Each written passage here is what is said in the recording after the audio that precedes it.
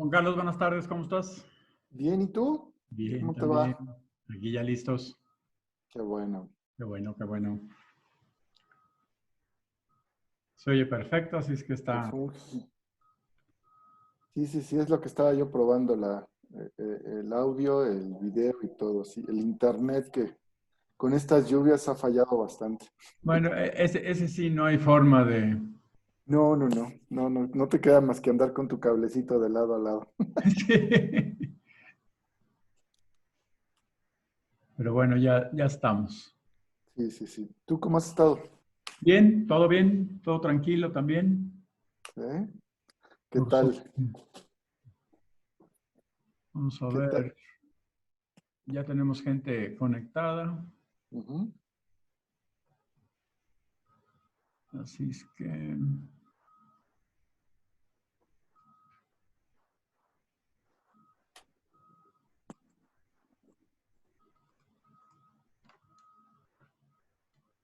déjame revisar.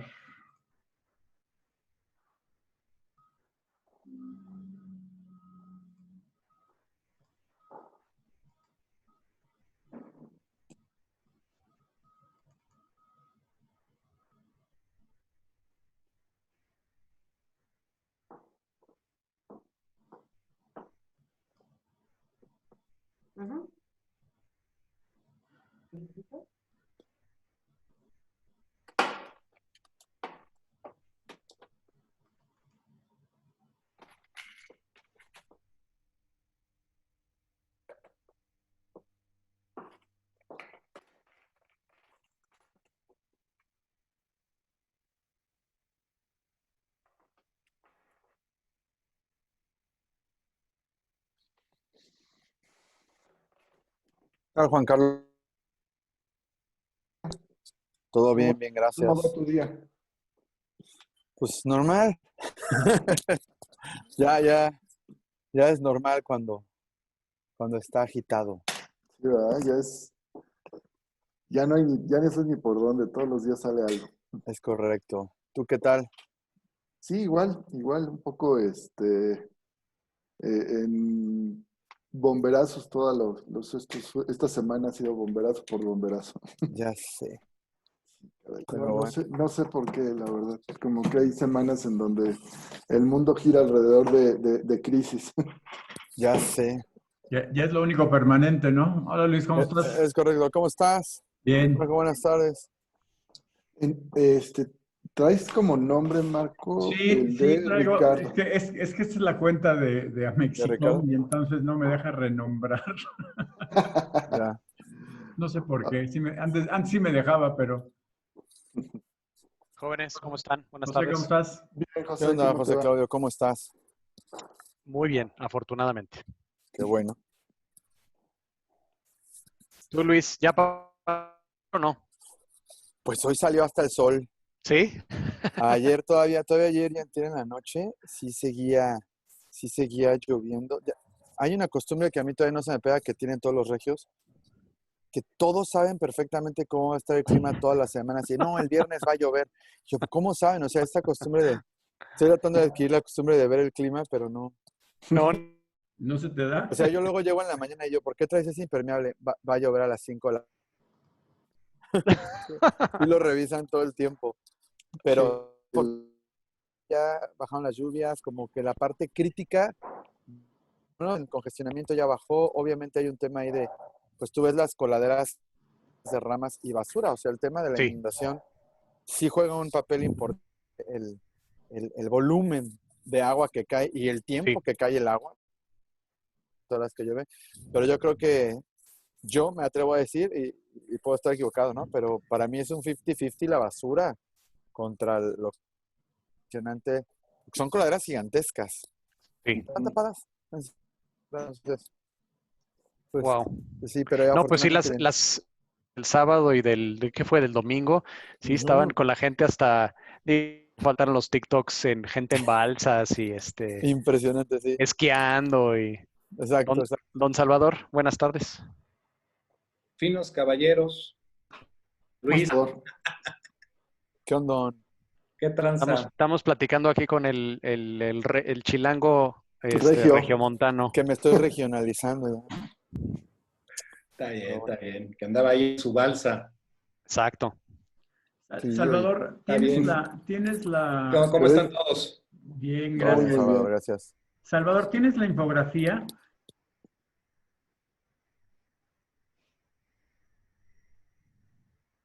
Creo que Marco está trabado, o sí, ¿verdad?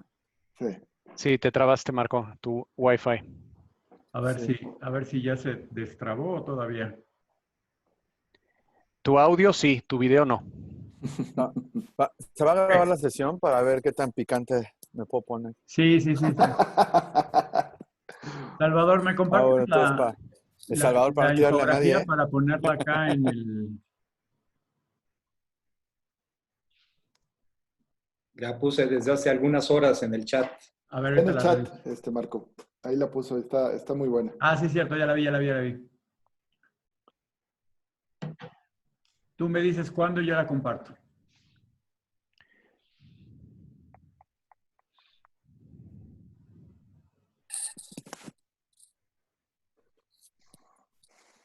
No, Marco sí está bien trabado, ¿no? Ujú. Sí. Sí, Marco, te estamos perdiendo. Cuando dice total de participantes que no tienen video, ¿es que ahorita ya hay 10 personas escuchándonos? ¿O hay un control Ahorita sobre ello? hay 14 personas. Sí, hay 14 Ah, pero participantes. están como en el lobby No, ya están adentro, o ya nos están viendo. nos están viendo, nos están escuchando. No lo sé, Marco, tú eres el coordinador de esos No, sí nos líderes. ven, sí ya nos están viendo.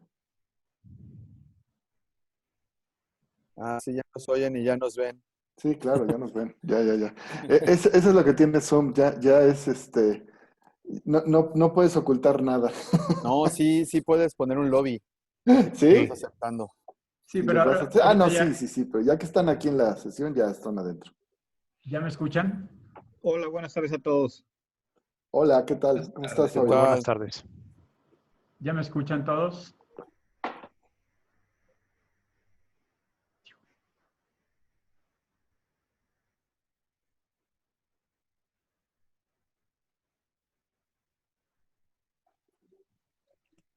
No te Sí, escuchamos, Marco, creo Marco. que ahí tu internet sí está fallando. Conecta un cable ya, más, ya de plano.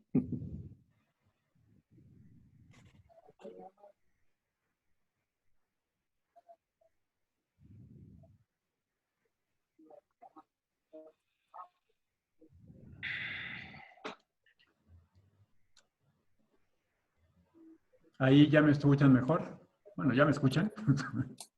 Ya no sé si mejor o no. Sí. Sí, ya te escuchamos mejor. Ok, perfecto.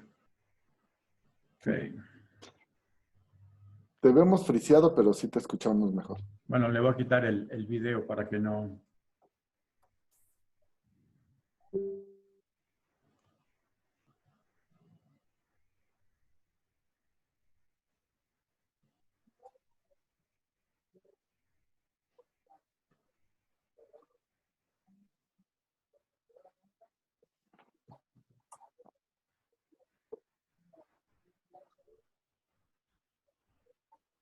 ¿Cómo están? Hola, Marcos, buenas tardes. Hola, Marcos, ¿cómo Marcos, estás? buenas tardes. ¿Cómo están? Maestro, Todos bien, afortunadamente.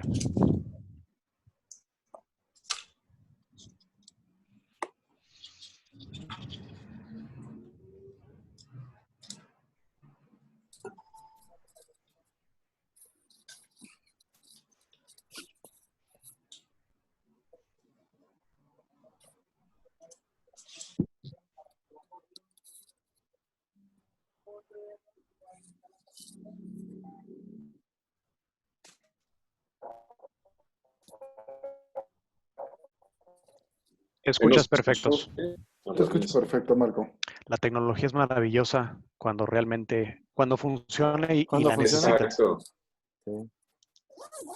Sí, que yo he sufrido, la verdad, con temas al menos de los audífonos, toda la pandemia. bueno, Sí. yo He estoy aquí cambiado. con 4, a ver cuál funciona, dependiendo del evento. Exacto, yo igual. Yo ya le soy fiel al cable, la verdad, porque sí, Sí. con los So- Bluetooth Yo ahorita lo conecté por cable, porque por me quedaron varias veces. Bluetooth, exacto. Sí, yo también. Sí, yo ya no me arriesgo, ya el tema del Bluetooth ya no funciona. Porque te agarra a mitad de la sesión y olvídalo. Exacto.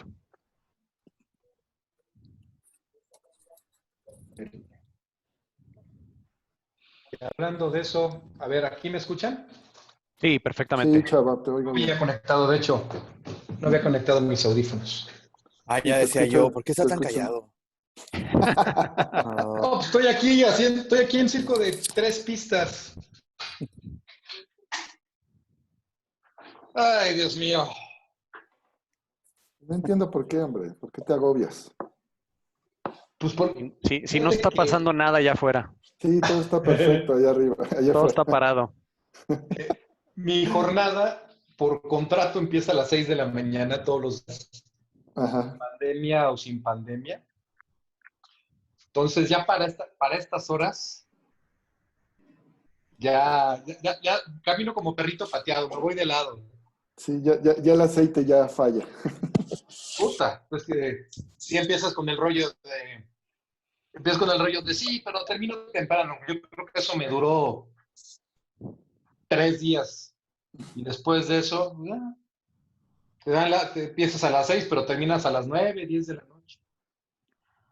Y sí, y depende, ¿no? Te digo, esta semana a mí me tocaron bomberazos y de esas cosas que urge, pero de repente hay días en donde todo está muy tranquilo. Y dices, bueno, está padrísimo, y así va a seguir. Sí. No, al día siguiente vienen los bomberazos otra vez. No se De ordenan, vez en vez. no se ordenan, eso es lo que pasa. Sí, pero la constante es que ya hasta ahora, sí, como que ya. Pero bueno, ahí estamos, ahí estamos. Súper bien.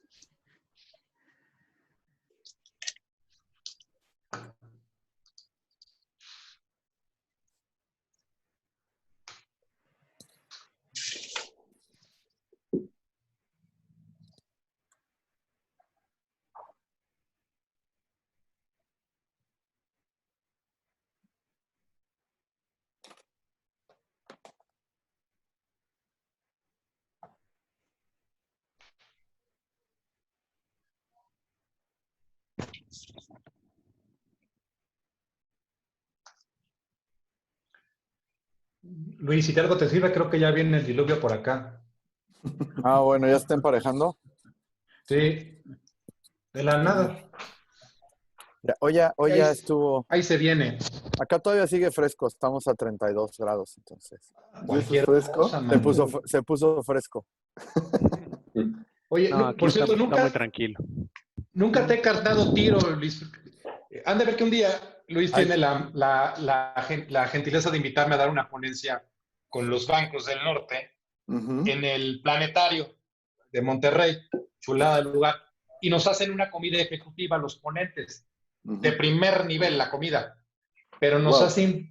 nos hicieron ir de traje, o sea, estaba el clima, estaba de guayabera. Nunca te lo he agradecido lo suficiente, Luis. Yo no te hice de traje, o sea, Ni yo creo una que eso, toalla, nada, mano. pues, no sé. Ahora sí Ese día que estuvo... Y nos tenías abajo de unos árboles hermosos, pero parecía la cancha de fútbol del Zacatepec al mediodía. es que como eras de los pocos no externos de acá, me incluyo porque todavía no me acostumbro. Era para que vivieras toda la experiencia. No, qué bárbaro. Porque además fue una temporada en la que en teoría no hacía calor. No, es Entonces, una leperada. sí estuvo fuerte. ¿Verdad? Puta. No, si yo ya no veía lo duro. O sea, entré al evento y con la pena me encontré una rendija de aire acondicionado. Ahí me quedé 10, 15 minutos. Pues sí. Pero aparte es seco, seco el calor, o sea, es... No, hombre, acá en Monterrey es húmedo. Ah, Es lo húmedo, raro. perdón. Sí. No, te digo que parecía la cancha del Zacatepec al mediodía. Wow. Hombre. Sí, como una chulada de experiencia. No vuelvo a ir de traje contigo. Hola, No, buenas pues tardes no. a todos. Veo viejos conocidos. Mucho gusto Buenas veros. tardes. Néstor, buenas tardes. ¿Qué tal? Hola, Buenas profesor, tardes. ¿cómo estás? ¡Buah! Perfectamente. Alto, joven, guapo y fuerte. ¿Cómo iba a estar mal? Qué gusto veros. Qué gusto veros y qué gusto va a ser escucharos. Bienvenido, Néstor. Un placer, profesor. Quien no lo sepa, Néstor fue mi maestro en la maestría. Ujú.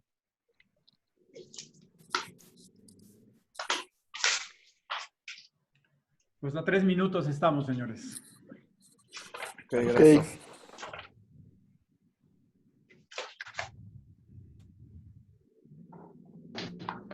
Buenas tardes. Buenas tardes. Hola, ¿cómo estás? Ah, no se puede. Saludarte aquí, Alfredo Puente Marcos. Alfredo, ¿cómo estás? Un Qué placer, gusto. Mucho gusto. Qué gusto que estás aquí. Un abrazo. Igualmente.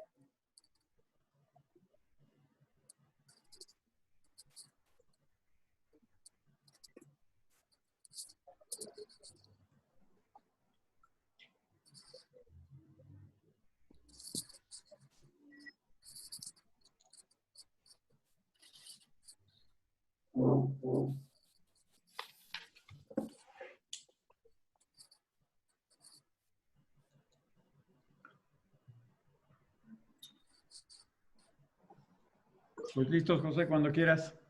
Perfecto. Pues muy buenas tardes tengan todos ustedes. Bienvenidos a un webinar más de Amexicom. Mi nombre es José Claudio Treviño y a nombre de Amexicom les doy la más cordial bienvenida a todos los participantes y agradezco definitivamente a nuestros panelistas por aceptar la invitación para comentar sobre el compliance y esta noble tarea de la prevención del lavado de dinero. Para comenzar, quisiera presentar muy brevemente a los integrantes de un panel verdaderamente de lujo que juntamos el día de hoy y aceptaron la invitación para acompañarnos. Nos acompaña el licenciado Salvador Mejía, abogado, especialista en prevención del lavado de dinero y financiamiento al terrorismo, anticorrupción, gobierno corporativo así como en inteligencia y contrainteligencia para México y Estados Unidos. El licenciado Marco Sacchi, abogado, especialista en Derecho Financiero, Bursátil y en Cumplimiento Corporativo y Anticorrupción. El licenciado Luis Sáenz, especialista en prevención de lavado de dinero, prevención de fraude y con más de 15 años de experiencia en el sector financiero. Y por último, el licenciado Juan Carlos Cervantes, especialista en compliance, prevención de lavado de dinero, prevención de fraude y la prevención de lavado de dinero. Así que, pues bienvenidos, tengan todos una excelente tarde, espero que todos se encuentren muy bien junto con sus familias. Para arrancar y situarnos en el debido contexto, me gustaría invitar a Salvador Mejía que nos presente un breve mapa de la situación de la recomposición del narcotráfico en México post-COVID. Adelante, Salvador.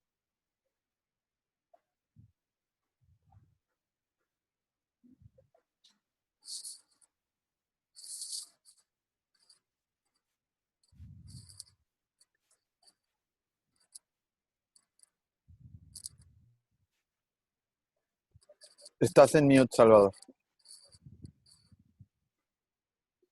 ¿Cómo íbamos a empezar sin un traspié? Entonces, se perdieron todos los agradecimientos. Ya, bye. Bueno, cuando a mí me preguntan cómo fue que llegué a trabajar en el campo de prevención de lavado de dinero, yo siempre respondo lo mismo y no puedo ser más contundente. Llegué por casualidad. Fui abogado penalista, pasé al servicio de administración tributaria, en la parte de impuestos internacionales, vengo a la parte de delitos fiscales, conozco ahí el tema de PLD, me enamoro, brinco a ser un oficial de cumplimiento en una institución financiera y después, varios años después, pues tengo mi despacho especializado en la materia. Llegué por casualidad, pero justamente fue esta carrera que yo seguí la que siguió la gran mayoría de mis compañeros. Soy de la generación de los dinosaurios del compliance. Soy de esos ex oficiales de cumplimiento que tuvimos que interpretar disposiciones de carácter general, capacitar desde cero a todo mundo, soy de los últimos que tuvieron que implementar y calibrar un sistema antilavado, un software antilavado. Y no tengo ninguna duda de que los expertos de mi generación ya están ocupando los lugares más altos y de mayor responsabilidad, pero también sé que que esa generación le va a tener que ceder el paso a las nuevas generaciones, a quienes les voy a dar un consejo, a esos jóvenes que están metidos ya de lleno en el tema antilavado y que tienen muchísima más información de la que yo tuve en mi momento, les voy a decir que leer las disposiciones de carácter general no los va a hacer expertos en compliance. El salir a conocer a los enemigos es lo que los va a convertir en su momento en auténticos expertos en compliance. A mí me tocó efectivamente ser oficial de cumplimiento todavía en tiempos de paz. Hoy por hoy creo que los tiempos de guerra están aquí y todos tenemos que entender que esto se debe a la brutal penetración de los capitales de la delincuencia organizada en el sistema económico y financiero. Por eso yo he dirigido mi práctica hacia lo que creo que es el nuevo EBR y la inteligencia.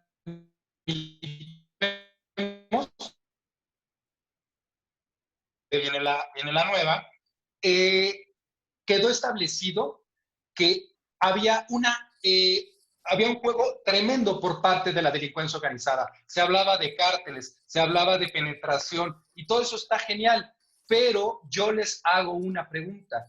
¿Cómo podemos conocer al enemigo?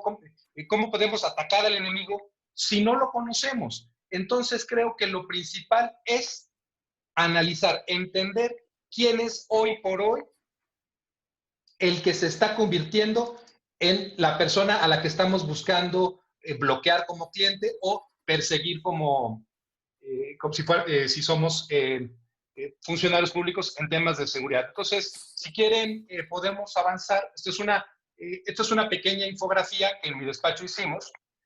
Me queda claro que la letra no necesariamente no está muy grande, pero se las voy a platicar. Nosotros entendemos que los pilares del narcotráfico, sé que muchos me van a decir, la delincuencia organizada ya se dedica a muchas cosas, estoy de acuerdo, pero al final del día sigue siendo el narcotráfico la actividad delictiva que más genera recursos. Los pilares que se tienen detectados son el liderazgo, la producción, el transporte y comercialización, la seguridad, el sicariato, el lavado de dinero, la logística y la producción y la protección. Siguiente, por favor. Bueno, perdón. Sí. Ahora, ojo, dentro de todos estos grupos delictivos, algunos son cárteles, otros son organizaciones delictivas y otros son grupos delictivos independientes. Cártel del Pacífico, Jalisco Nueva Generación, los Beltrán Leiva, Nuevo Cártel de Juárez, Cártel del Golfo, Santa Rosa de Lima, y así nos vamos a ir. Si ustedes ven este mapa de México, lo único que van a ver es a secas una imagen del país. No representa nada. Siguiente lámina, por favor. Pero si hacemos una evaluación, nos vamos a encontrar con esto. Así es como, damas y caballeros, los oficiales de cumplimiento tendrían que estar visualizando a México, no simplemente como una imagen vacía, sino como una radiografía perfectamente estructurada de quién es el cártel, dónde está operando, cuáles son los grupos delictivos que se están posicionando, si hay alianzas, si hay disputas, todo esto tiene que estar trabajando. Y les voy a poner un ejemplo. Si ustedes dirigen su mirada a la península de Yucatán, y esto, insisto, solo es por tener un ejemplo, tenemos la presencia en Yucatán del Cártel del Pacífico. Y esto es algo que está detectado por áreas de inteligencia. Sin embargo, en el discurso oficial, lo que las autoridades nos dicen es que el estado de Yucatán es el estado más seguro de México. Oye, qué bueno que me dices eso, pero yo como oficial de cumplimiento necesito entender qué es lo que está pasando en ese lugar, porque fíjate que voy a montar una nueva sucursal, voy a expandir mi negocio hacia allá, yo necesito entender el nivel de riesgo. O fíjate que tengo clientes de Yucatán, no representa ningún problema, asígneles un nivel de riesgo bajo. Eso me recuerda el largo camino que hemos recorrido desde el Nuevo León del 2007, 2006-2007 al 2020, ¿no? El entender que las zonas van cambiando, sus temas de seguridad van cambiando. Y es justamente en Yucatán, les doy un dato, donde está ubicada una de las unidades de inteligencia patrimonial y económica que está en el papel, pero no está realmente en operación. El siguiente, por favor. Aquí vamos a poder ir viendo, y por aras del tiempo les voy a pedir que sean indulgentes conmigo. Vamos a ver que tenemos el Cártel del Pacífico, Cártel Nueva Generación. Aquí tenemos cómo están estructurados. Por ejemplo, el punto importante es que el Cártel del Pacífico opera en 3 estados, al Cártel de Jalisco se le asigna poderío en 18 estados, influencia y la mayor cantidad de recursos económicos a su disposición. Siguiente, por favor. Tenemos el Cártel de Juárez, todavía con el poder que le da estar involucrado con la transaccionalidad de la frontera. Cártel del Golfo, que sigue estando totalmente focalizado en sus zonas de influencia históricas, que ahora también ya están yéndose hacia la trata de personas, secuestro, robo de hidrocarburos. Los Beltrán Leiva, que todavía siguen existiendo, enfocado mayormente hacia drogas sintéticas. Siguiente. Bueno, los Caballeros Templarios, que a pesar de que se dice que no existe, siguen estando activos. La familia, Cártel del Noroeste, adelante. Guerreros, debe ser Guerreros Unidos. Y Tepito, aquí haré una última pausa. Tan es importante conocer esto como el hecho de que durante toda la administración pasada en la Ciudad de México, todavía tenían el discurso de esta burbuja de seguridad, cuando era un hecho para todas las personas que de una u otra forma nos dedicamos a temas de seguridad. Sabíamos que el Cártel de la Unión Tepito no solo estaba en crecimiento, sino que estaba en tratos con otros cárteles para poder expandir su operación. Y por último tenemos el Cártel de Santa Rosa de Lima. Bueno, si quieren avanzar en la última, el último es el Cártel Santa Rosa de Lima, que todos sabemos que en este momento y también eso es parte de lo importante, está a nada de ser, no de ser eliminado este cártel, sino de ser atacado de manera tal que van a agarrar las cabezas, van a detener al Mencho o va a ser eliminado el Mencho y en consecuencia su base se va a fragmentar y, como dicen los grandes, dicen los clásicos, el poder que no se ocupa se ejerce por alguien más. Eventualmente llegará otro grupo delictivo. Entonces, si tú eres oficial de cumplimiento, está genial que leas disposiciones de carácter general, está genial que leas todos los papers que saca el GAFI, que saca Austrac, que saca la OFAC, está genial, pero también como oficial de cumplimiento tienes que entender cómo viste, cómo piensa, cómo habla, cuáles son los gustos de tu enemigo. Así, yo le cedo la palabra a mis compañeros. Muchas gracias, Salvador. Me gustaría, por ejemplo, Luis, que nos dieras tus impresiones a este panorama que nos presenta Salvador. Claro, José Claudio, gracias. Pues yo creo que más que la impresión y tratando de complementar lo que dice, lo que mencionó Salvador, ¿no? Y creo que tenemos varios compliance officers en el grupo y no me dejarán mentir, ¿no? Este reto que se resume un poco al tema de la zona geográfica y el semáforo delictivo, ¿no?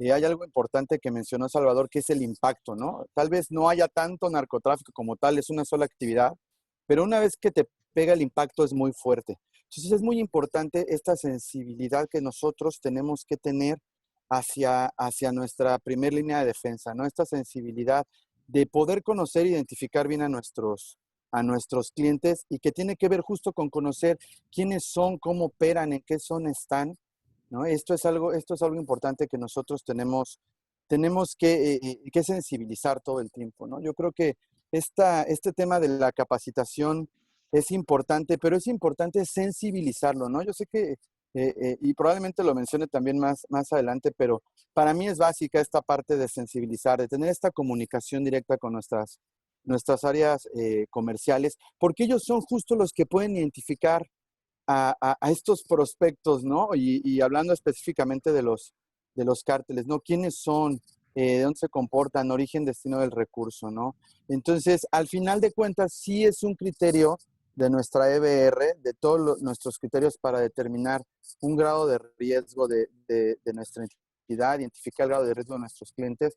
Y esta parte, la zona geográfica juega un rol muy, muy importante, ¿no? O sea, poder identificar quiénes son y a qué se dedican y prevenirlo, porque nuestro objetivo es ser preventivos, no reactivos, y aún así también tenemos este reto de, si ya lo identificamos una vez que está en el barco, pues poder tomar acción contra ello, ¿no? Perfecto, muchas gracias, Luis. Juan Carlos, ¿cuál sería tu opinión? Mira, yo coincido plenamente con Salvador que cuando nosotros enfocamos a desarrollar e identificar los riesgos como oficiales de cumplimiento, tenemos que identificar contra qué nos estamos enfrentando. Y ahí te quiero decir que la verdad, el problema no solo abarca grandes organizaciones criminales en el narcotráfico, sino se llama algo que es en común la diversificación. Es decir, son grupos criminales con múltiples líneas de negocio.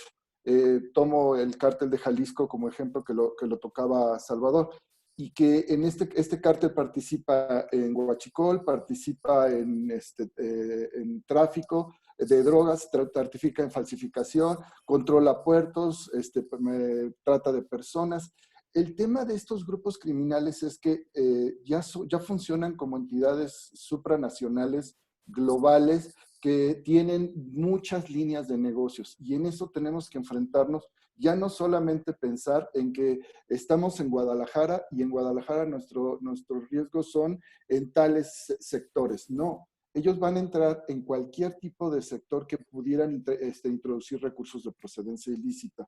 Por lo mismo, sí creo, y coincidiendo con Salvador, que nuestros CBR tienen mucho más que simplemente identificar geografía, producto, cliente y tipo de cliente y canales, sino que tenemos que enfrentar a ver qué es lo que está pasando alrededor de nuestra zona de influencia, dónde estamos nosotros dentro de una organización y cuáles son los riesgos que representan estos grupos criminales. Si estoy en Guanajuato, por supuesto que me voy a encontrar con temas de huachicol.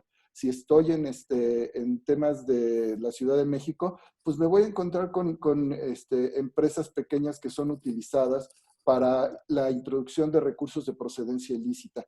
Tenemos que trabajar con eso. Y esto es entender lo que son los grupos criminales. Ya no son el narcotráfico de los 80, ya no es el gran capo que vestía y que era ostentoso sino ya son verdaderas inteligencias criminales que trabajan en muchas líneas de negocio. Sí creo que como oficiales de cumplimiento tenemos que participar un poco más en entender el delito como tal, todas las líneas donde participan. Hoy se tienen noticias de que el cártel del Pacífico pues tiene brazos en Asia, tiene brazos en Rusia, tiene brazos en Europa. Tenemos que entender todo eso porque a lo mejor hoy nos vamos a encontrar que el dinero, el recurso de procedencia ilícito no solamente va a ser tratado de introducir en el sector en donde estamos, en el lugar en donde están, sino tratarán de introducirlo. No habrá fronteras, no habrá límites para introducir estos recursos. Entonces sí, coincido plenamente con Salvador, tenemos que tener claridad sobre a quién nos enfrentamos y quién es el que más nos puede pegar a la hora de identificar nuestros riesgos. Perfecto, muchas gracias, Juan Carlos. Marcos, un par de últimas impresiones con relación a este mapa que nos planteaba Salvador. Bueno, lo veo bien importante, como comenta Salvador, no es solamente conocer la parte de las disposiciones, es bien importante conocer la realidad, ¿no? Y sobre todo los riesgos reales, es decir, que se enfrentan, ¿no? Cualquier organización. Y yo sumaría un poquito al tema del mapa, no solamente el tema de la geografía, sino también el tema de la actualidad. Un ejemplo, yo creo que ahorita es buen momento para adelantarnos y esperarnos antes de que vengan disposiciones o incluso temas legales, ¿no? Directamente por legislación. Un ejemplo, ¿qué está pasando actualmente, no? Simplemente por el tema de la pandemia hay compras de emergencia. Y claramente, ¿no? Si estamos viendo que en todos lados, si algo empieza a escasear son recursos, bueno, el tema de las compras de emergencia, pues empieza a ser un tema de riesgo alto, ¿no? Para temas de corrupción, temas de lavado, ¿no? Temas donde la delincuencia organizada puede infiltrarse. Y bueno, definitivamente un ejemplo en las matrices de riesgo, a lo mejor todo lo que tenga que ver con sector salud, pues pudiera subir en este momento, ¿no? Algunos puntos, ¿no? El tema de riesgo. No olvidar también un ejemplo, en el mes de junio, Gafi, y también hay que ver la coincidencia, ¿no? Sacó un reporte, ¿no? Una especie también de guía en temas de riesgos de lavado de dinero, ¿no? Relacionadas con el tráfico de vida silvestre.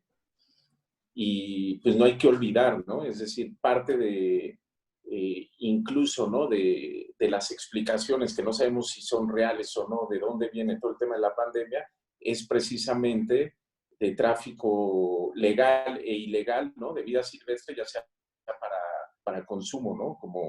Como comida, ¿no? Incluso el tema de especies en peligro de extinción.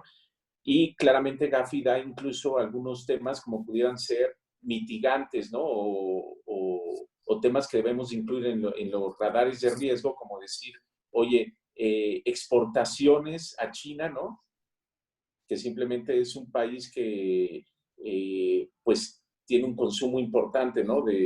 Simplemente para temas de alimenticios, pero de especies, ¿no? En peligro de extinción, ¿no? Vida silvestre, bueno, puede ser un tema de riesgo, sí o no, o incluso importaciones de países africanos. Es decir, no es que sea ilegal y necesariamente represente un riesgo, pero bueno, sí vale la pena echar un ojo, ¿no? Es decir, actualizar las matrices de riesgo y ver qué pasa, ¿no? Y ya está en un documento, ¿no? De Gafi. Muy bien, muchas gracias, Marco. Pues me gustaría hacerle una pregunta a nuestros cuatro panelistas. En virtud de este panorama y estas reflexiones, ¿cuáles creen ustedes que sean los principales riesgos en materia de prevención de lavado de dinero en el corto, mediano y largo plazo? Salvador, sus impresiones.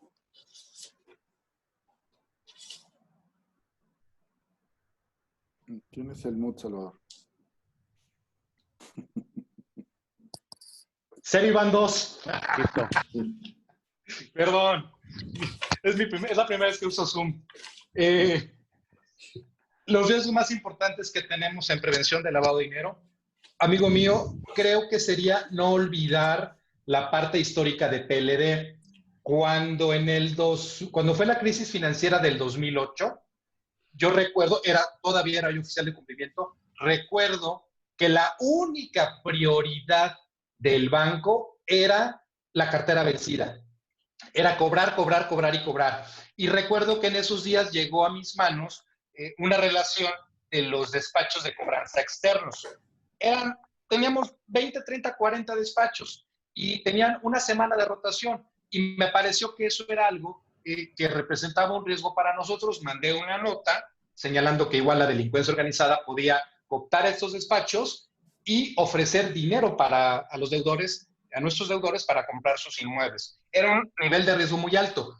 Esa carta que mandé, me mandaron por un tubo y nos puso en una situación de riesgo. Creo que eso que vivimos durante la crisis de 2008, la tenemos, como lo dijo Marcos, más o menos lo dijo así, lo tenemos visualizado en el 2020 con esta crisis, con compras de pánico. No está entrando dinero y las empresas lo que quieren es comprar, quieren vender. Es decir, es el apetito del riesgo que no esté debidamente establecido para las empresas o para los bancos. Si tú ahorita lo único que quieres es generar dinero, le estás abriendo la puerta a la delincuencia, estás generando un boquete en todo tu programa de compliance, de gobierno corporativo, anticorrupción, ponle el nombre que quieras. Le estás abriendo un backdoor al dinero ilícito para que entre a tu banco, a tu institución financiera. El apetito de riesgo creo que es lo más importante. José Claudio, querido. Muy bien, muchas gracias, Salvador. Luis, precisamente pregunta para el sector financiero, tu perspectiva. Estás en mute ahora tú, mi querido Luis. Estoy copiando Salvador. Oye, yo creo que uno de los grandes retos en el sector financiero es la evolución tecnológica, ¿no? Y yo creo que es una evolución tecnológica de los dos lados. El crimen financiero evoluciona también tecnológicamente.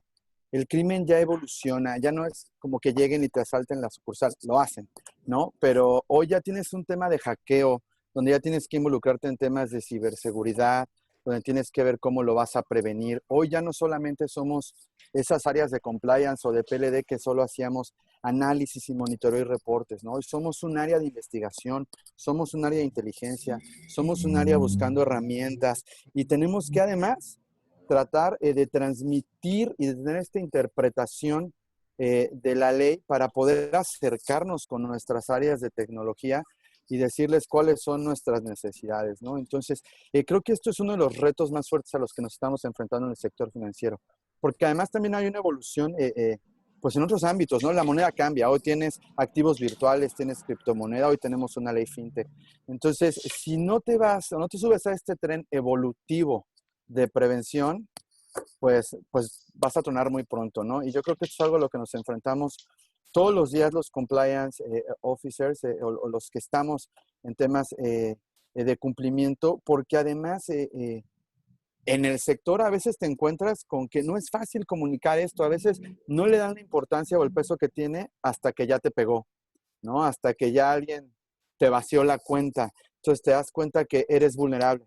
Pues para mí uno de los grandes retos es la parte de evolución tecnológica para el sector financiero. Perfecto, fantástico, Luis. Juan Carlos, tus impresiones. Mira, coincido mucho con Luis en el tema de tecnología y básicamente porque los modelos tecnológicos llegaron para quedarse. Son parte hoy de una nueva ley fintech, son parte hoy de nuevos modelos comerciales en donde estamos acercando los servicios financieros a los particulares de manera virtual. Eso nos va a poner en riesgos que a lo mejor no los teníamos contemplados. La comisión nos dio una guía para la identificación y para el proceso de debida diligencia a través de geolocalización, reconocimiento facial, etc. El tema es, y yo parto de eso, la tecnología va mucho más adelantada. Entonces, nosotros como oficiales de cumplimiento vamos a tener que tener siempre ese termómetro de decir hasta dónde los riesgos pueden dispararse, y en este caso, hasta dónde aconsejar a nuestras organizaciones qué sí y qué no. Ese es uno de los retos que yo veo en el futuro, ¿no? Y creo que ya hasta aquí las diferentes modelos tecnológicos ya llegaron, vamos a convivir con ellos, y el tema de la debida diligencia pasará a ser de un plano físico y de interacción entre personas a ser un tema tal vez hasta virtual. Y eso en algunos aspectos me puede preocupar si no tenemos las herramientas adecuadas. Otro de los retos que yo creo que tenemos desde siempre y no hemos logrado como áreas de cumplimiento implementar, es la inclusión en la prevención. Decimos que capacitamos, pero siempre hay una separación entre lo que es la primera línea de defensa, la segunda línea de defensa. Y eso lo que estamos haciendo es que ya cumplimos con nuestro marco de capacitación, no tenemos problemas, y pensamos que con eso ya estamos haciendo una primera línea de defensa sólida. Lo que estamos haciendo es enseñando, pero no estamos desarrollando habilidades. La prevención del delito financiero es más una habilidad que un conocimiento. Es más una sensibilidad, es más un feeling, en donde tienen que estar alertas a esos indicadores de riesgo que salen en una entrevista con un cliente, en donde salen en un documento, en donde hay un indicador de riesgo por las relaciones y las transacciones que el tipo de persona realiza. Eso no lo hemos logrado hacer. Seguimos pensando que cada línea hace su parte, cuando deberíamos de ser más, desarrollar la inclusión de todas las partes en este proceso de desarrollar habilidades de prevención de crimen financiero. Hoy, el crimen financiero va por todos lados, va desde soborno, corrupción, desde lavado de dinero, financiamiento al terrorismo, fraude, evasión fiscal, todo eso está ahí. Y lo que tenemos que desarrollar en nuestros equipos es esas habilidades para prevenir el delito. Y perdón, me extendí un poco, Claudio. No, perfecto. Muchas gracias, Juan Carlos. Para redondear esta idea, Marcos, nos han platicado nuestros colegas la evolución tecnológica, y me gusta la idea de Juan Carlos, ¿no? De sumar elementos a ese ejército para que las responsabilidades no recaigan exclusivamente en las áreas de cumplimiento. ¿Cuáles son, a tu perspectiva, los principales retos corto, mediano plazo? Bueno, yo creo que un reto ya actual y al menos a mediano plazo es cómo mantener como prioridad los temas de compliance. Es decir, las empresas y las organizaciones en general, ¿no? Sector público, sector privado, claramente tienen menos recursos. Se está buscando priorizar esos recursos, tanto humanos como materiales, como llevar los temas de cumplimiento para poder tener esos recursos, ¿no? Cómo mantenerte como prioridad. Y claramente tienes que actualizarte, ¿no? Es decir, no puedes a lo mejor algunos años, ¿no? Pasa que a lo mejor el entrenamiento de PLD pues, puede ser prácticamente el mismo, ¿no? Bueno, ahora tiene que cambiar porque te tienes que precisamente mostrar como una prioridad, y aparte que lo sabemos, ¿no? Los que estamos ahora sí que metidos en esto, sabemos que es un tema que si lo dejas, o al menos por un rato de lado, el riesgo va a crecer, ¿no? No va ni a mantenerse, ni va a ir para abajo, ¿no? Obviamente también voltear a todos lados, ¿no? Es decir, los riesgos se van actualizando, y a lo mejor los riesgos que teníamos con una operación normal, una operación muy de hay que conocer al cliente físicamente, hay que entrevistarlo, hay que... Bueno, tenemos que ir actualizando muy rápido, ¿no? Todos los procesos que los teníamos pensados y vistos de una manera, y ahorita simplemente por la operación, como la estamos llevando en este momento, y a lo mejor se va a llevar y se va a acelerar, ¿no? La parte de la digitalización, definitivamente también es un reto, ¿no?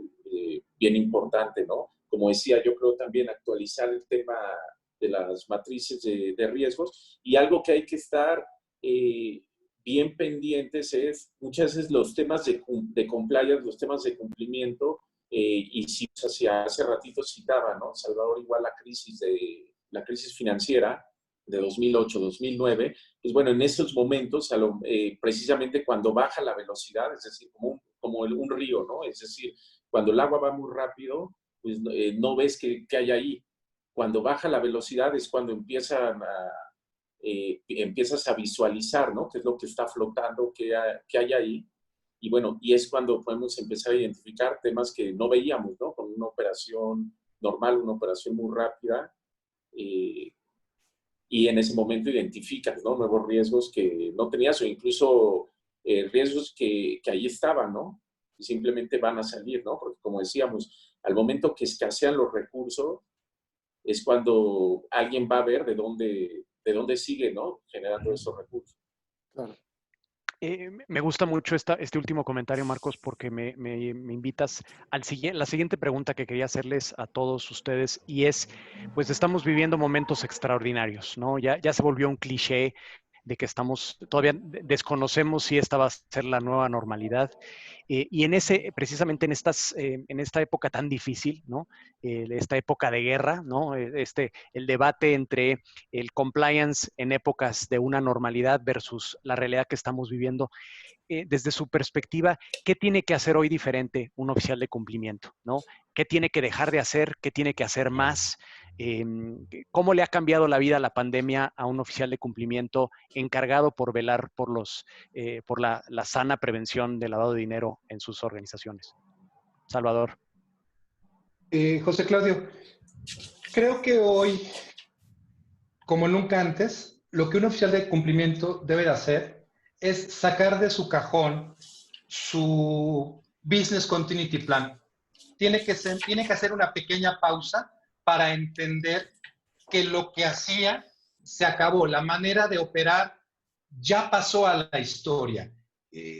El apetito de riesgo que les platicaba hace rato, el hecho de entender que siempre vamos a ser área de costo, que jamás vamos a ser área de inversión de un banco, hoy más que nunca nos van, una de dos, o nos van a mandar como la muñeca fea a una esquina, o nos van a dar toda la responsabilidad del mundo. Creo que ahorita todos los oficiales de cumplimiento tienen que entenderse como oficiales en tiempos de guerra, y eso amerita otro tipo de visión. Por eso, José Claudio, amigos, yo los invito para que empiecen a explorar una dinámica que se tiene ya en Estados Unidos.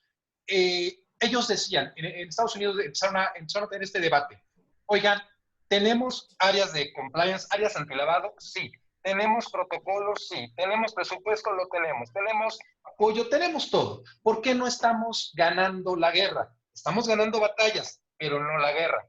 Entendieron que se requerían un par de ojos frescos. Y ahí es cuando surge el concepto de centros de fusión. Es decir, entendieron que no solo se necesitaban a esos expertos antilavado, pero que también necesitaban vincularlos a expertos en tácticas militares. Trajeron, por ejemplo, Mastercard, creo que tengo entendido que fue el primero que realizó este ejercicio. Trajeron ex-Navy SEALs, ex-militares de élite, los sentaron a trabajar con la gente de compliance para poder detectar dentro de la institución financiera lo que más le interesa a los norteamericanos, que es el financiamiento al terrorismo. Entonces, esa nueva visión del problema creo que es lo que en este momento deberían estar considerando, José Claudio, todos los oficiales de cumplimiento y todos los consultores que nos están acompañando el día de hoy. No, la época de leer disposiciones se acabó.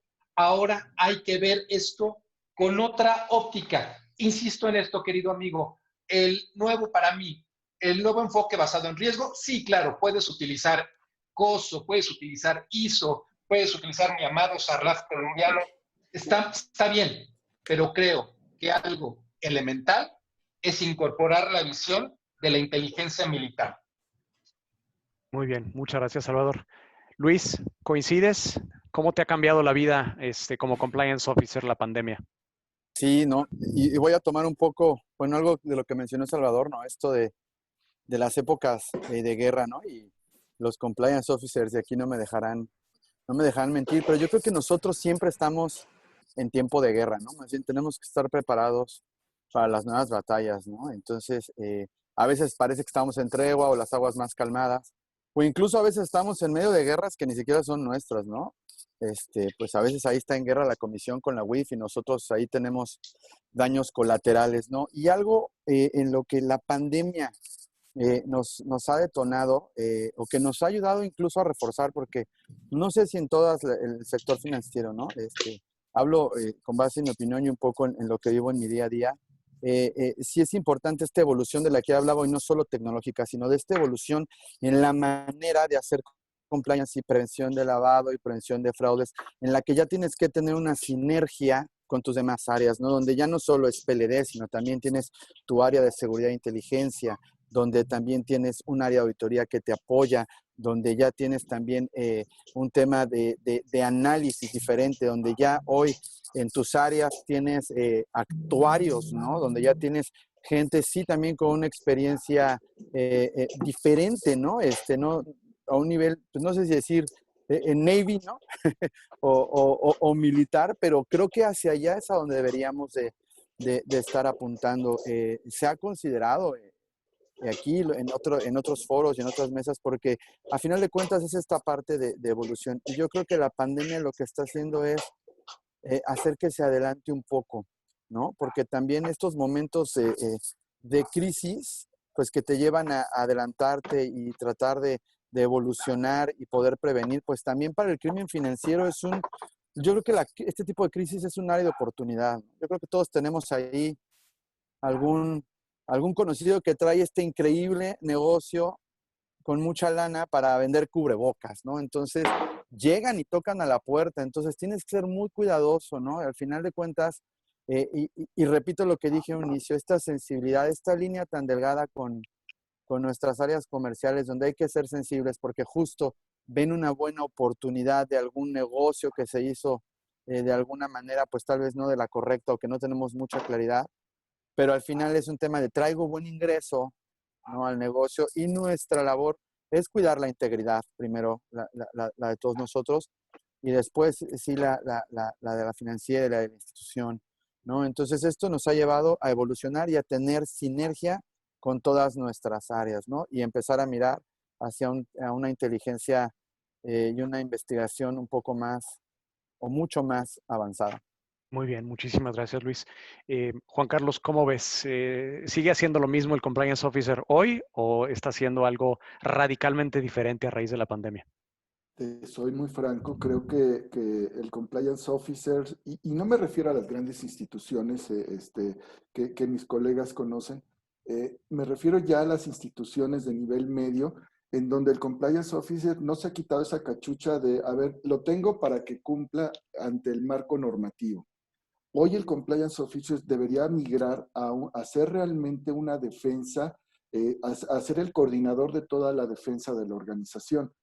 Me preocupa mucho que, por ejemplo, llegan los procesos de auditoría, termina la auditoría, sale todas las observaciones del mundo y termina al siguiente año, existe la misma auditoría con las mismas observaciones y entonces piensas, ¿qué pasó? ¿Dónde es la remediación? Y a los que estamos en este foro como oficiales de cumplimiento les doy un consejo. Sálganse de su monitor y vivan un poquito lo que son las líneas de negocio. Se van a espantar, porque al final de cuentas se van a encontrar que en las líneas de negocio hay una prioridad, que es el resultado. Y en esa prioridad se pueden cerrar los ojos. Y nosotros como oficiales de cumplimiento tenemos que estar alertas a todos los planes y presupuestos que la organización está estableciendo y determinar cuando los presupuestos realmente ponen en crisis a las áreas de negocio y en esa crisis pueden cerrar los ojos y le llamamos esa ceguera. Que las áreas de negocio pueden hacer por traer ese negocio, ese gran negocio que decía Luis, ese súper negocio que me va a llegar a cumplir mi meta, me va a llevar a cumplir mis resultados. Entonces, sí soy un poquito, me queda claro que las grandes instituciones financieras establecen grandes planes de prevención, pero me voy al siguiente nivel, a instituciones de nivel medio, SOFOMES, SOFIPOS, SOCAPS, donde nos vamos a encontrar que el oficial de cumplimiento no se ha quitado esa cachucha de, a ver, aquí está el marco normativo, tú cúmplelo y no me metas en broncas con la comisión. Cuando lo que debería de ser es, oye, este negocio que está ingresando a la organización, deberíamos de verificar A, B, C, D. ¿Por qué? Porque tenemos riesgos aquí. Deberíamos ser más proactivos en el tema de clientes. Cuando nosotros pensamos simplemente es que ya la herramienta funciona, ya el programa funciona, se hacen checado de listas, se verifica la debida diligencia, se cumple con el expediente, todo está bien. Sí, pero las características del negocio, si las analizamos un poquito más a profundidad, pudieran representar riesgos adicionales. Me voy mucho a lo que decía Salvador, el apetito de riesgo. ¿Cuántas de nuestras instituciones realmente tienen determinado su apetito de riesgo? ¿Con qué negocio sí voy? ¿Con qué negocio no voy? ¿Con qué negocio me gustaría participar de manera mucho más segura? Es decir, con debida diligencia mucho más profunda, etcétera, etcétera. Creo que ahí es donde los oficiales de cumplimiento tienen que alzar la mano y decir, sí, somos parte de la organización y no, somos un costo, como dice Salvador, me queda claro, pero también somos un elemento que previene los riesgos de delito financiero dentro de mi organización, riesgos de corrupción que me vea involucrado dentro de mi organización, riesgos reputacionales. Eso somos, protegemos la empresa, protegemos la institución y tenemos que ser más proactivos como oficiales de cumplimiento de alzar la mano y no simplemente ser la comparsa de decir, ok, sí, adelante, ya cumplimos, ya están los reportes. Hay que hacer más como oficiales de cumplimiento. Y bueno, Muy bien. me quedo con eso. Muchas gracias, Juan Carlos. Tus impresiones, Marcos, también. ¿Cómo te ha cambiado la vida la pandemia? Mira, yo creo que, pues bueno, independientemente de estar encerrado, ¿no? Es donde te podría decir que más me ha cambiado. La realidad es de que han pasado muchas cosas, ¿no? En poco tiempo, tanto desde el punto de vista de cumplimiento como el punto de vista de operación, es decir, porque hemos lidiado con muchas cosas, ¿no? En 4 meses. Y esto no solamente en México, ¿no? Sino a nivel global. Primero, que si eres una actividad esencial o no, ¿no? Y entonces ponerte a analizar 1000 temas de salud, ¿no? Que antes no veías y que desde el punto de vista de compliance, incluso lo hemos escuchado, ¿no? El tema así del COVID Compliance Officer o ahora o sumar los temas de salud pública o de salud de la gente en un programa de cumplimiento, ¿no? Es decir, todavía no acabábamos ese debate y en paralelo todos los temas, ¿no? Que han salido, ya sea de legales, políticos, etcétera, ¿no? De repente empiezan todos los temas de liquidez, ¿no? Muy rápido, ¿no? De cierre de negocios, tratar de retomar nuevamente la operación y de repente llega el tema del tratado, ¿no? De libre comercio, ¿no? Con el capítulo de anticorrupción y dejamos incluso el lado de la anticorrupción, el tema laboral, ¿no? Que todas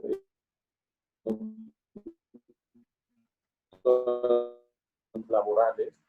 Y bueno, eso lo toma el área de compliance, no lo toma el área de compliance, ¿no? Entonces, la realidad es que han sido 4 meses que no terminas de digerir algo, ¿no? E incluso pensar, vamos a implementar cuando ya llegó un nuevo tema, ¿no? Y de ahí yo creo que es importante enfocarse y priorizar, ¿no? Porque también no puedes dejar de lado lo que ya tenías, ¿no? Como revisar el tema de prevención de lavado de dinero, el tema de anticorrupción, e incluso el comentario que hizo Luis, ¿no? De temas que no se compraban antes, ¿no? Una organización, ¿no? Simplemente el tema de túneles sanitizantes o cubrebocas, es decir, quién está seleccionando esos proveedores, es decir, regresa otro que a lo mejor era el primer o el riesgo de compliance o más antiguo, ¿no? De una organización, que es el tema antifraude, ¿no? ¿Qué controles tienes que reforzar desde el punto de vista antifraude? Muy bien, muchas gracias, Marcos. Quisiera abordar una pregunta que está haciendo, pues la han hecho un par de invitados el día de hoy y bienvenido cualquiera de nuestros panelistas a abordarla o en combinación. Es ¿cuál, en su opinión, es la responsabilidad del oficial de cumplimiento cuando la empresa se ve involucrada en un tema de lavado de dinero? Y esa es una pregunta y relacionada también es la responsabilidad de un asesor externo también, ¿no? Me gustaría que alguno de ustedes abordara esa pregunta. Pues si quieres, yo participo. Adelante, Juan Carlos. Mira, creo que cuando ya te ves involucrado en una operación de lavado de dinero, lo peor que puedes hacer como oficial de cumplimiento es esconderte. Es importante que identifiques qué fue lo que falló en tu proceso. Al final, el dinero existe, el dinero sucio existe, lo van a intentar y si en algún momento te vulneraron, como es factible, creo que ha pasado a todas las organizaciones, lo que es más importante, tomas las medidas que conforme a tu manual, estableces los reportes que se requieren, tomas decisiones dentro de tu organización sobre qué fue lo que falló, identificas los fallas en el control y una vez que identifiques esos fallos, tomas mitigación sobre los mismos. Habrá momentos en que esto pase a un tema reputacional. Ahí Salvador tenía un comentario hace poco que platicamos y creo que le dejaré ese comentario a él. Pero básicamente es que ya una vez que sucedió, establezcas las medidas de control para mitigar que no vuelva a ocurrir. Lo que peor que puedes hacer es no hacer nada. Entonces, una vez identifiqué qué fue lo que falló, si se tienen que tomar decisiones sobre personas que estuvieron involucradas, adelante, tienes que hacerlo. Y ya dejar constancia de cuáles fueron las acciones que se tomaron. Y si quieres, Salvador, tomar el tema de los que mencionaba hace poco, de los 5 minutos. Bueno, entonces partiendo de que la empresa tuvo un business continuity plan o no, Salvador, pero, ¿no? A ver, es que estoy leyendo todas las preguntas. Creo que un oficial de cumplimiento en estos tiempos, en los tiempos de las mañaneras, en los tiempos de los delitos flamígeros, debe de tener primero muchísimo cuidado y debe de tener la capacidad suficiente para enfrentarse al impacto reputacional. Siempre nos decían en los libros de texto, el lavado de dinero te puede pegar pues en la parte de las sanciones, las multas, incluso la cárcel, y también en la parte reputacional, pero realmente no es algo que nosotros conocemos. Me uno a los consejos de Juan Carlos, les doy como consejo, investiguen un poquito de cómo es el manejo de medios. Y les puedo poner un ejemplo. Hace poco me tocó escuchar en la radio, en MBS, a los abogados de las contrapartes del caso de la cooperativa de Cruz Azul. Uno de ellos no sabía ni dónde estaba parado. Termina su entrevista, muchas gracias, cuídate mucho, adiós. Entra el segundo abogado al aire, se estaba todavía riendo del primero. Entonces creo que los abogados, contadores, todos los que tengamos que ver con el tema de compliance, con el tema de prevención del lavado de dinero, debemos de saber cómo se atiende el impacto reputacional. Lo que haces en los primeros 5 minutos de una crisis es básica. Yo lo he podido aprender gracias a que tengo muchos amigos periodistas y entiendes cómo te van a destrozar en medios de comunicación. Primero, eso es importantísimo. Lo segundo de las responsabilidades. Bueno, vámonos por lo más elemental, por lo más clásico. Pues depende qué fue lo que hiciste. Depende si el error del oficial de cumplimiento se debe a una operación preocupante interna, se debe a una falta de capacidad, a un willful blindness. Híjole, ahí no es que no tenga ganas no es que no quiera responder, es que vamos a tener que irnos caso por caso. Sin embargo, lo que siempre, de los siempre, yo le recomiendo a mis clientes oficiales de cumplimiento, es que necesitas tener todo documentado, incluso la duda más pequeña en los asuntos que cuentan, tú ponla en un mail, ponla en un mensaje, y si ya es suficientemente fuerte, súbela a un comité de comunicación y control y que quede la huella digital de que tú levantaste la mano y tú dijiste que había algo que se había salido de los parámetros. Y por último, para atender esta responsabilidad, la posible responsabilidad de oficiales de cumplimiento, les comparto el que manejo de todos los días. Como oficial de cumplimiento, tu sistema de PLD, tu sistema de compliance, como lo quieran llamar, suficientemente robusto como para ser de carácter disuasivo. Es que mejor vete para allá, sí, mejor me voy a lavar dinero con los de enfrente. Debe de ser disuasivo. Debe ser lo suficientemente robusto como para que si se te meten, porque se te van a meter algún día, te avise con la suficiente anticipación. Te debe de permitir poner a salvo a tu gente. No me cansaré de decirlo. Quítense el maldito chip de que vives en la Ciudad de México, en la Ciudad de Monterrey, en la Ciudad de Guadalajara. Vas a tener en algún momento la vida de alguien en tus manos y que está en una pequeña localidad de Michoacán. Tu sistema te debe de permitir juntar la evidencia, lanzar las medidas inmediatas de mitigación y avisarle a la autoridad para que cuando llegue tú le puedas mostrar que sí, hubo una brecha en tu seguridad, hubo una brecha, una falla en tus protocolos, pero que hiciste lo que estaba a tu alcance, hiciste lo humanamente posible, reaccionar en los primeros 5 minutos. Muy bien, Salvador, muchas gracias. Luis, te vi ahí con ganas de hacerle una pequeña réplica, o no sé, a Salvador o a Juan Carlos. No, pues ya realmente más bien era complementando un poco y lo que mencionaban los dos, ¿no? Yo veo estos dos temas importantes, ¿no? Tratando de dividirlo. La parte de, pues sí hay un tema y entonces hay que resolver y hay que ver la parte de los procesos, etcétera, ¿no? Que lo que decía Juan Carlos. Yo creo también esta parte reputacional realmente es importante. El impacto que puede tener es fuerte. Al final, la otra es monetaria, hay un impacto económico, una sanción, un proceso que puedes mejorar, ¿no? El objetivo es que no te suceda, pero justo es qué podemos hacer nosotros cuando hay un impacto reputacional, ¿no? Y es justo lo que mencionaba Salvador en esta reacción en los siguientes 5 minutos y va un poco de la mano con lo que ya había mencionado hace un momento, ¿no? Esta sinergia que tienes que tener con otras áreas es, bueno, yo no sé cómo voy a actuar en esos 5 minutos en un tema de carácter reputacional, para eso voy a tener a mi área de seguridad, a mi área de jurídico incluso, ¿no? Entonces, por eso es importante tener esta comunicación y yo creo que tener un plan estratégico en qué voy a hacer si mañana nos pega un periodicazo y depende por qué nos pegue, ¿no? Porque no es lo mismo que te digan, tuviste fallas en los procesos y alguien te lavó dinero, voy a ser extremista, que digan, alguien de tus empleados que no tenías claro quién era, estaba coludido. Y entonces ya es diferente, ya es un tema de no solo el proceso, sino que además, pues no tienes los procesos para identificar quién está dentro de la empresa, ¿no? Entonces, son varios matices ahí, pero bueno, sí, solo era recalcar un poco esta parte de, es muy importante prevenir y ver cómo reaccionar ante un impacto reputacional. Perfecto, muchas gracias, Luis.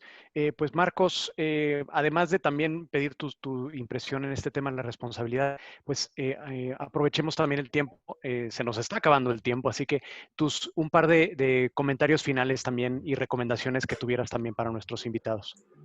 Bueno, el tema reputacional es súper importante en temas de compliance, en temas de cumplimiento, ¿no? Si lo tocamos, ¿no? En cada entrenamiento siempre se habla del tema reputacional.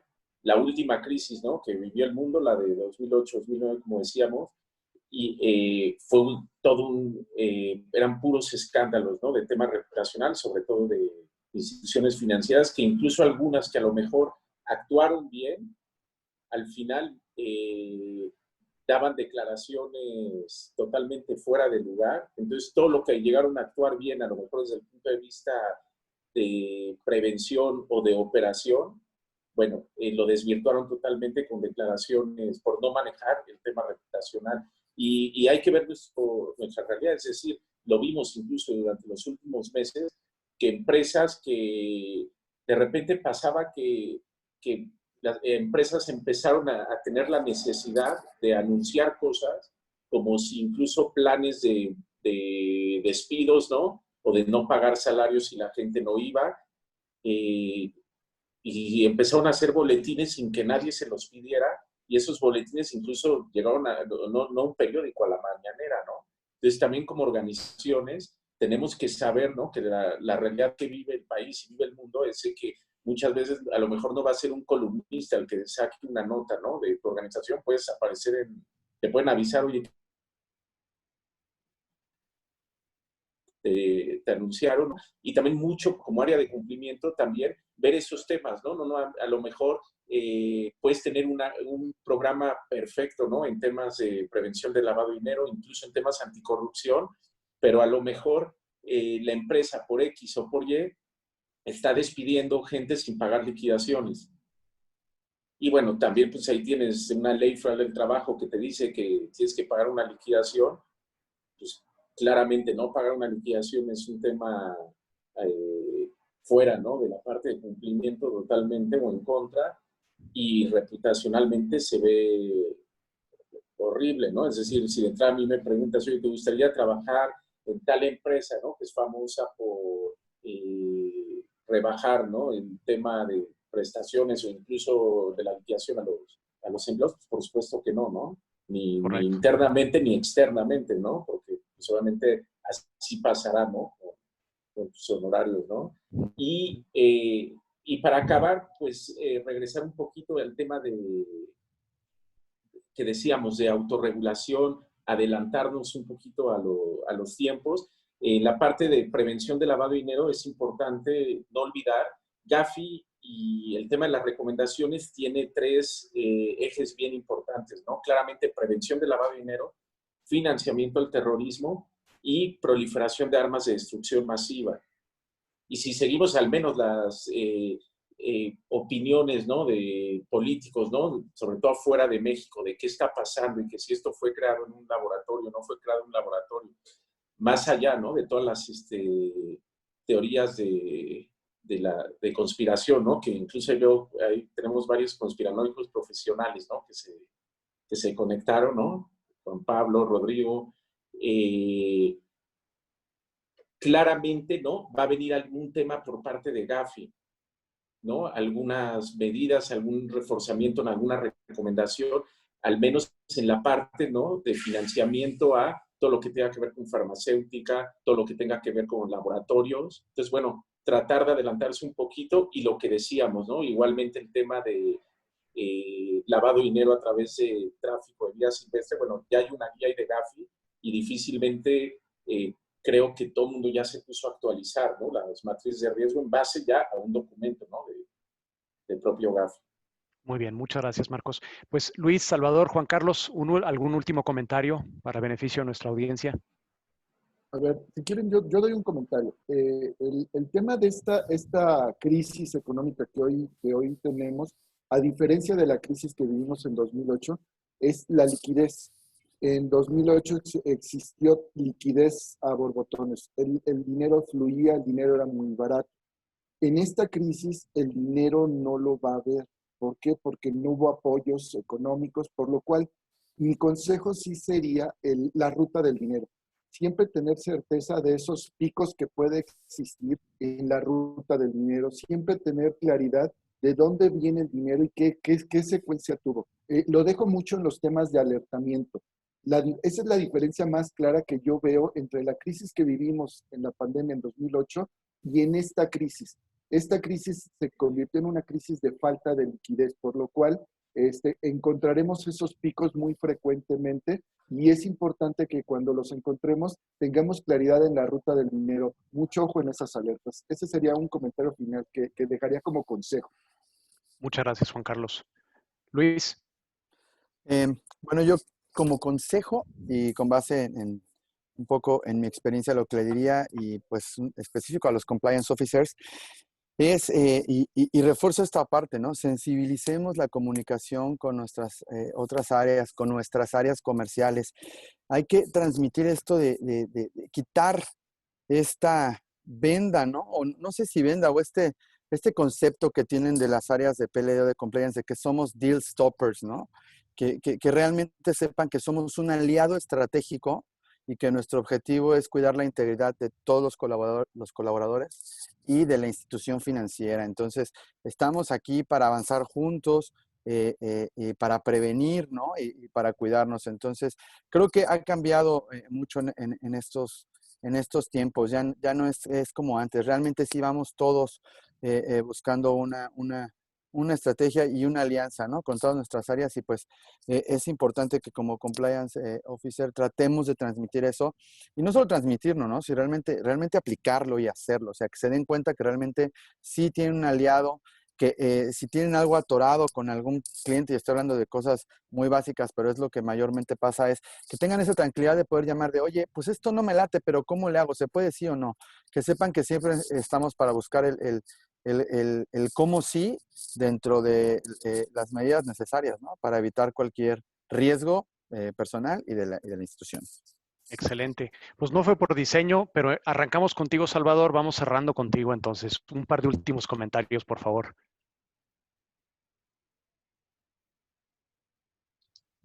Ser Iván 3. Para cerrar, el día de ayer tuve la oportunidad de platicar con Santiago Nieto, con el doctor Nieto, por más de 2 horas, respecto de cómo vemos la evolución de la inteligencia financiera en México.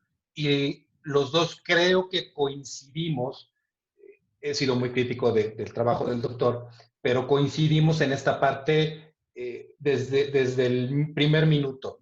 La inteligencia financiera, la unidad de inteligencia financiera, como la conocemos, ya llegó al final de un ciclo y se tiene que establecer un nuevo protocolo, darle tal vez autonomía a la UIF, tal vez darle más funciones. Hay que hacer algo diferente. Y algo de lo que discutimos en ese tenor es la posibilidad de que la UIF jale o coordine a la Guardia Financiera de la Guardia Nacional, que jale las facultades que tiene el SAT respecto de la ley antilavado, que coordine a todas las unidades de inteligencia patrimonial y económicas y otras tantas cosas que no puedo platicar aquí. Pero la esencia es que sí hay una idea clara de que tiene que ser relanzada la manera en la cual se conducen las investigaciones de inteligencia financiera. Si eso es lo que está haciendo, lo que está planeando la autoridad, creo que todos los oficiales de cumplimiento deberían, en consecuencia, comenzar a reevaluar todos sus procesos, todos sus protocolos, todo su programa de corporate governance para estar a la par de los nuevos retos en materia de crímenes financieros, José Claudio. Muy bien. Pues Marcos, Salvador, Luis, Juan Carlos, en nombre de Amexicom, quiero agradecerles de nuevo. Tremenda ponencia de todos ustedes. Estoy convencido de que nuestros invitados, quienes hoy nos acompañaron, se llevan muchas lecciones aprendidas, mucho valor a aquellos que tienen la responsabilidad por ser compliance officers o que de alguna manera participan en el tema. Creo que les fue de mucho provecho. Así que les agradezco mucho. Síganse cuidando mucho, por favor, y que tengan una excelente tarde todos. Muchas gracias a todos. Gracias a todos. Muchas gracias a todos. Gracias a Mexicom. Gracias. Buena tarde, gracias. Salvador, Bye. un gusto convivir. Marcos, Luis, un gusto. Igualmente. José Claudio, muchas gracias por la invitación. Gracias a todos. Gracias. Gracias a Hasta luego. todos. Bye. Bye.